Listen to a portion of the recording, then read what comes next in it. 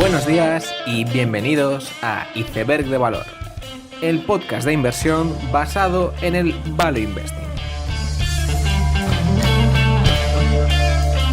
Bienvenidos los seguidores de Elon Musk, bienvenidos a Iceberg de Valor. Estas 2 semanas de mayo han estado llenas de noticias con fusiones corporativas y especialmente ampliaciones de capital y nuevas líneas de financiación para compañías cotizadas.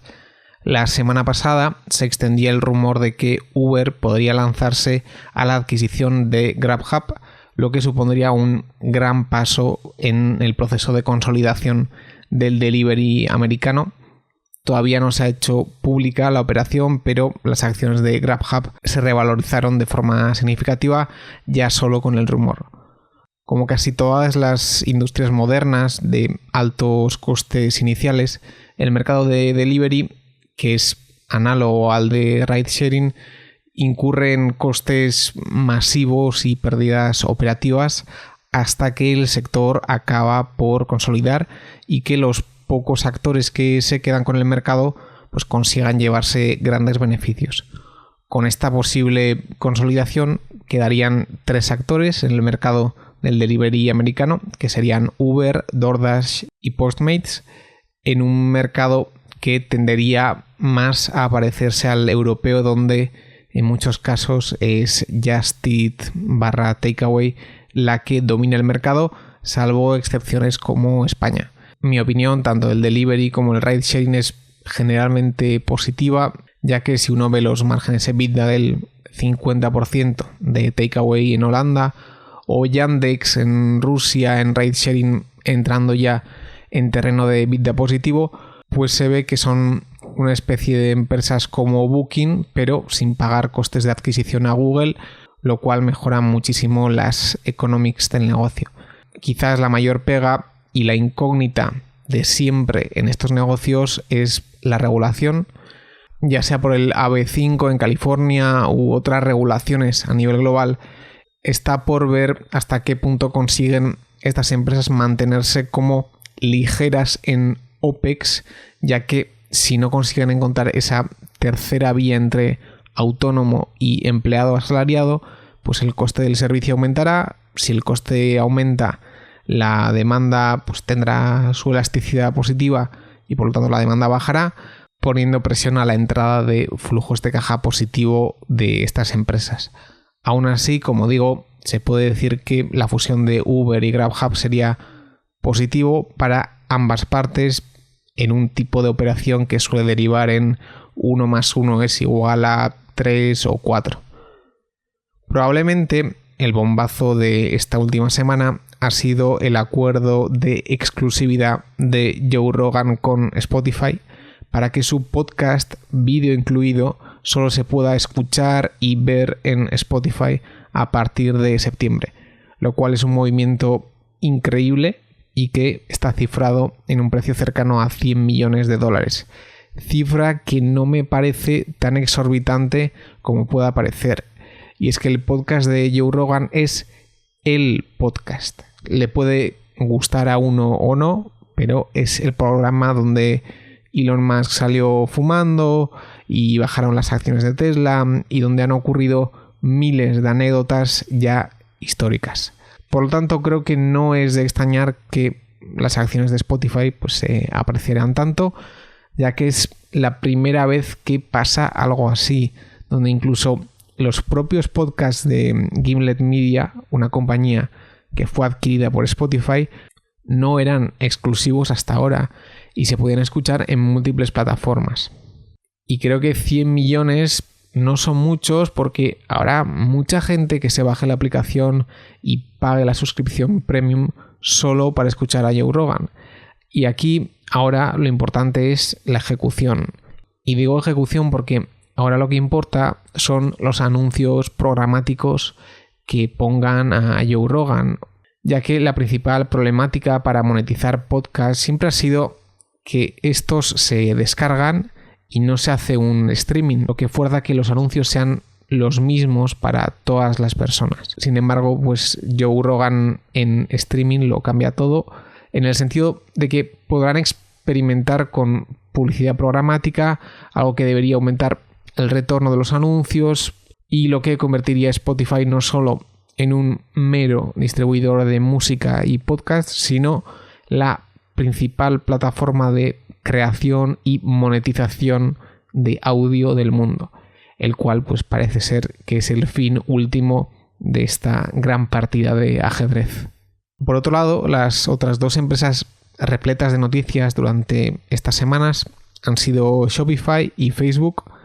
Personalmente, la cantidad de notas de prensa de Shopify me parece sospechosa, más teniendo en cuenta que ampliaron capital hace poco, pero bueno, quizás son solo imaginaciones mías. En relación a Facebook, anunciaron conjuntamente en un directo en la propia página de Facebook que van a incluir las shops de Shopify en Instagram y Facebook. Es decir, no es que Facebook vaya a construir su propia infraestructura de tienda online, sino que adoptará las tiendas de Shop. Me parece que Facebook cede más que Shopify en este acuerdo, ya que la propia Facebook se quita la posibilidad de poder generar fuentes alternativas de ventas que no sean puramente publicidad. Todavía deja la duda de cómo se integra esto con las herramientas previas para ventas en Instagram, porque por ejemplo Nike y compañía pues ya tienen tiendas integradas en la aplicación con pagos dentro de Facebook. Veremos si las dos modalidades de tienda en Instagram entran en conflicto o no, ya que tanto Facebook como Shopify pues van a introducir herramientas propias para pagos. Pues, por ejemplo, Shopify tiene proyectos internos como Shopify Money y Facebook, por otro lado, también trabaja en su propio sistema de pagos y Libra. Por lo tanto, veremos qué modelo de negocio adquiere importancia dentro de Instagram. Y la segunda derivada de esto es que Shop, la aplicación que lanzó Shopify, que era una especie de Instagram para e-commerce, se convierte en de facto una extensión de Instagram. Lo que está por ver es si Shopify consigue hackear esta relación para atraer tráfico a su app y conseguir tracción real y ser fuente de demanda ellos mismos. La otra noticia relacionada con Facebook ha sido la compra de Giphy o Giphy, como dirían algunos, por 400 millones, una valoración menor a otras rondas de financiación de la empresa, y remarcar el carácter oportunista de Facebook durante este periodo de pandemia donde pues, ha cerrado varios acuerdos como este, el de Jio en India o Shopify. Para algunos la compra de Giphy es el vector para que Facebook se cuele en todo tipo de aplicaciones de mensajería y redes sociales, o la propia Giphy no acaba por ser vetada por pertenecer a su nuevo propietario. Esta semana también presentaba resultados SoftBank, una de las principales dianas de humillaciones en la comunidad inversora. En este caso, Masa decía que el propio Jesucristo fue un personaje incomprendido en sus tiempos. Si ya las propias presentaciones de la empresa pues daban mucho juego para bromas, pues este tipo de declaraciones no hace más que echar más leña al fuego de los críticos de SoftBank. Los resultados eran bastante malos en el lado de capital riesgo, como eran de esperar, aunque estos siguen siendo una pequeña parte de la valoración de la empresa, aunque sea precisamente la que más titulares acapara en los medios.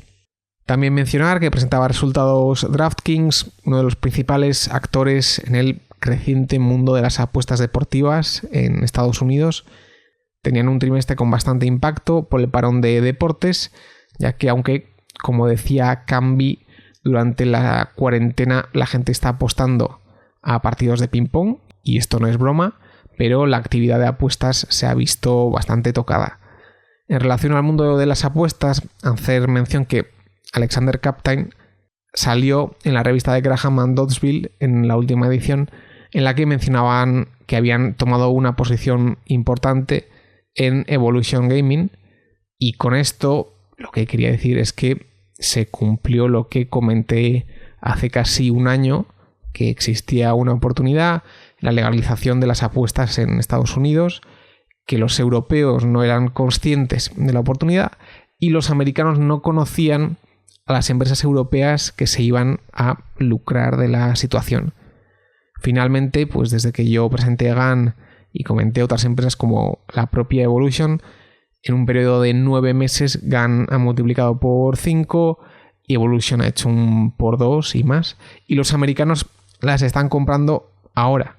Entonces lo que quiero decir es que no siempre, pero a veces, pues las oportunidades se dan y si uno sabe ver esto antes que otros, pues puede batear muy fuerte y tirar la pelota fuera del estadio. Finalmente, un par de noticias más generales. Jay Powell participó en el programa de 60 minutos, como ya hizo Bernanke en 2009, explicando las medidas de la Fed en la travesía del COVID-19.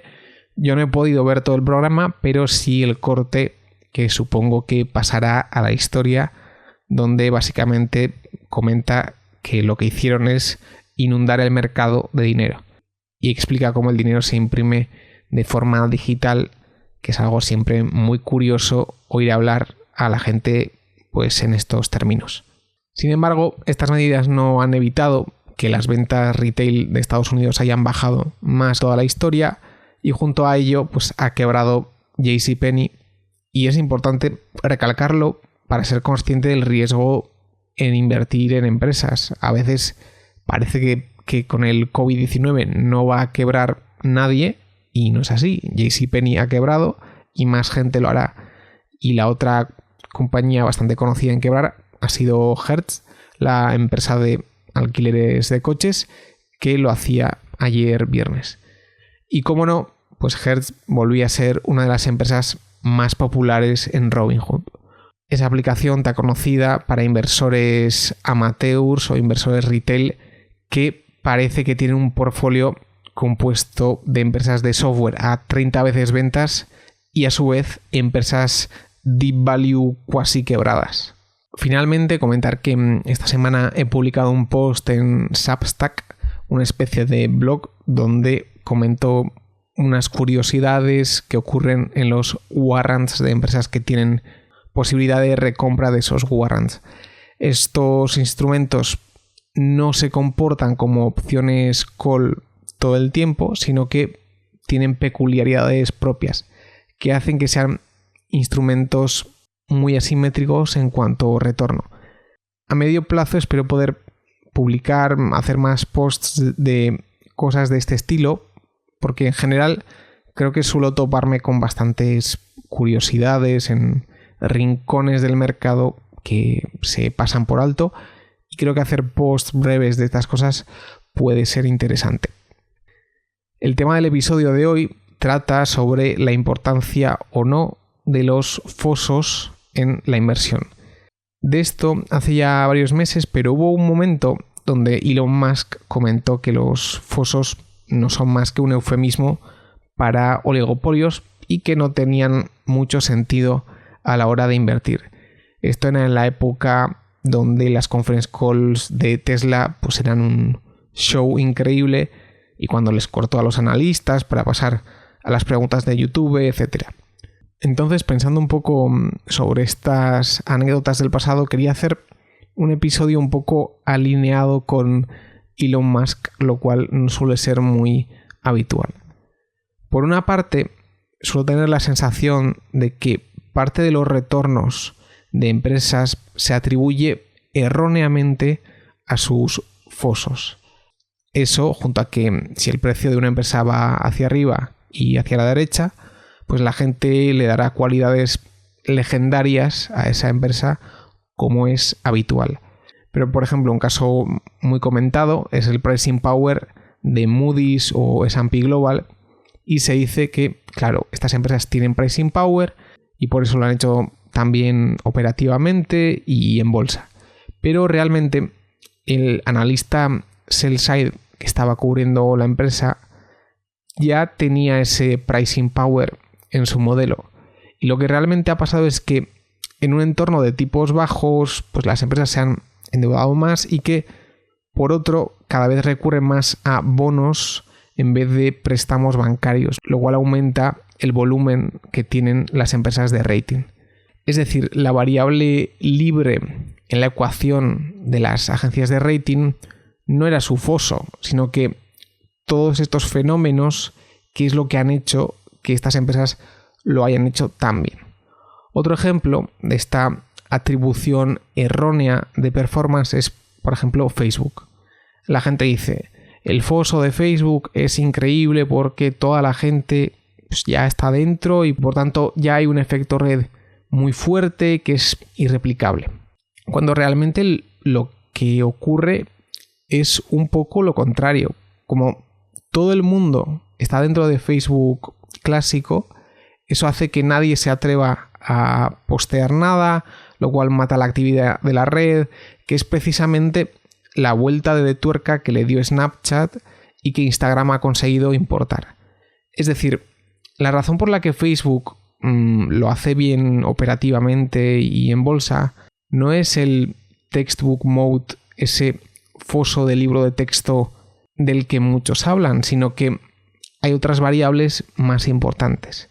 Esto hace que mucha gente consiga hacer dinero invirtiendo en empresas, pero que realmente no entienda por qué lo ha conseguido.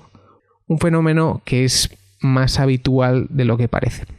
Habiendo dicho esto, es importante recalcar que esos fosos, como en el caso de Moody's y S&P, para lo que realmente creo que sirven es para limitar el downside. Es decir, vale, es posible que no seas capaz de predecir los volúmenes de los bonos corporativos los siguientes años, pero queda claro que las agencias de crédito van a seguir existiendo dentro de 10 años. Y por lo tanto, la posibilidad de que te vayas a cero es muy baja. Entonces, lo que ocurre es que los fosos suelen ser cualidades que las empresas consiguen en fases más maduras. Y muchas veces los retornos más altos se dieron en la época donde ese foso no existía. Como ejemplos claros tenemos a Netflix. Y realmente lo que quiero decir es que ni todas las empresas que tienen grandes retornos tienen fosos, ni que todas las empresas con foso tienen altos retornos. Por ejemplo, una empresa excepcional, que me parece que es pura ejecución y cero foso, es CIE Automotive. Tú ves los números de CIE y en parte te preguntas si están falseando las cuentas, porque realmente lo que han hecho es una historia de componer capital de forma increíble. Sin embargo, CIE ni tiene IP propia especial, ni tiene cualidades cósmicas. Simplemente ejecuta excepcionalmente bien. En Expel ocurre algo similar también. Vale, tienes un producto que es nuevo y soluciona un problema, pero realmente es algo que es muy fácil de copiar. Lo que ocurre es que hay empresas que ejecutan excepcionalmente bien. Sin embargo, si cogemos el caso de Games Workshop en la época de Kirby, GAU tuvo 10 años de ventas planas con una IP única en el mundo, siendo uno de los líderes en su segmento y teniendo pricing power. No fue hasta que Roundtree llega a la dirección y hace los cambios necesarios que la empresa realmente empieza a funcionar. Sobre este tema de la importancia de la ejecución, que es lo que estoy intentando recalcar, quería mencionar un paper de 1996 de Brian Arthur sobre retornos crecientes y el nuevo mundo de los negocios.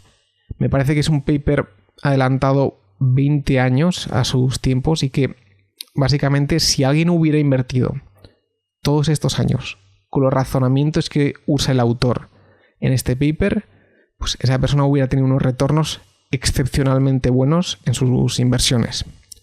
De forma resumida, de lo que trata este paper o este artículo es que aunque históricamente las empresas llegan a un punto donde tienen retornos decrecientes, a muchas empresas tecnológicas, modernas, no les ocurre eso, sino más bien lo contrario. Es decir, una vez alcanzan la posición de liderazgo en un determinado sector, su distancia con los competidores se amplía constantemente. Y lo que viene a decir es que en este mundo de retornos crecientes, para ganar es necesario hacer apuestas. Es decir, hay que hacer apuestas de cómo va a ser el siguiente juego antes de que ese juego se materialice, para poder jugar antes que los demás y que cuando todo el mundo se entere de las reglas del juego estés posicionado tan adelante y tengas retornos crecientes que nadie te alcance. Por ejemplo, el caso de Reed Hastings de Netflix. Él ve que es necesario conseguir una escala global en el negocio de streaming de media y que para ello es necesario gastar ex ante, es decir, él ve que el siguiente capítulo en este sector va a ser ese, hace su apuesta y gana. Una vez que todo el mundo ve este nuevo capítulo de este sector, pues Netflix ya está tan adelante de todo el mundo que ya es muy difícil ganarle en una industria que, como digo, es de retornos crecientes. En resumen, ¿qué es lo que quiero decir con este episodio? Los fosos no son todo a la hora de invertir y una gran ejecución puede tener unos retornos increíbles.